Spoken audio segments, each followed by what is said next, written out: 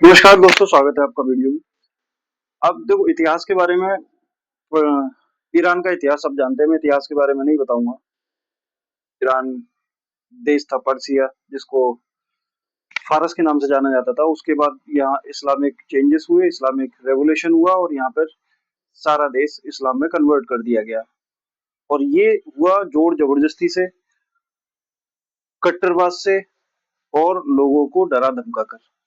हम इस विषय पर बात कर रहे हैं कि अगर आप किसी भी देश को या किसी भी जगह को या किसी भी लोग को आप जब जितना दिन तक दबाएंगे, जितने दिन तक डराएंगे, वो एक दिन आकर बम के रूप में फटता है। और वही हाल आज ईरान का है। वहां पर लड़कियां हिजाब जला रही हैं। वहां की जो सबसे बड़ी मस्जिद है अल रसूल, उसको आग के हवाले कर दिया है क्रांतिकारियों ने। लंदन के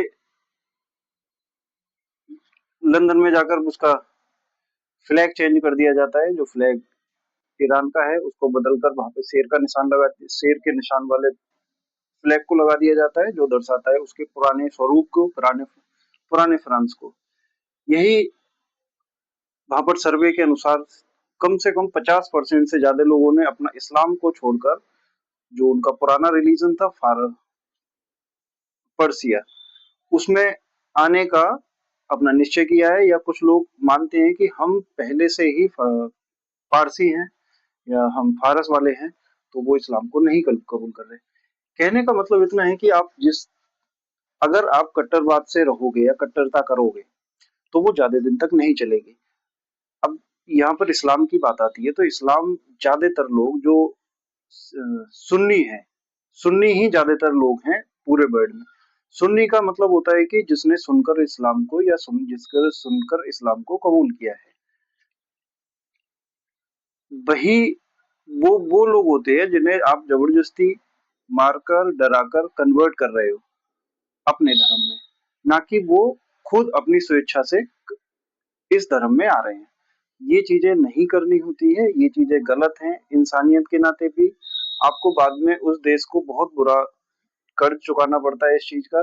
जो वहां के जन संपत्ति सब जलकर या लोगों को मारकर, वो आम लोगों को बहुत नुकसान है। इसी में हमारी इस कड़ी में हमारा देश है भारत। भारत में इस तरह का कुछ भी नहीं है। भारत ना किसी पर आज तक आक्रमण करा, ना किसी को जोर जबरदस्ती करके किसी देश को डराया धमकाया या किसी चीज में कन्वर्ट करा हमने। इससे ज्यादा शांति मैं नहीं समझता किसी भी देश में, किसी भी मुल्क में होगी। हम किसी हम अपनी संस्कृति को इतना तो सीखे हैं कि किसी को नाजायज परेशान नहीं करना चाहिए, नाजायज नहीं सताना चाहिए। इसी वजह से हमारा देश इतना सुकून और शांति में है अन्य देशों की तुलना में। आप कहीं भी चले जाओ, किसी भी देश में चले जाओ, कहीं ना कहीं बम विस्फोट या कुछ ना कुछ चीजें चल रही होती है, जो हमारे देश में इस समय नहीं है या पुराने समय से ही नहीं है। अब इसी कड़ी में कुछ लोग हमारे देश का मजाक उड़ाते हैं कि इतना ज्यादा फैसिलिटी नहीं है या इतना ज्यादा कुछ आगे नहीं बढ़ा है।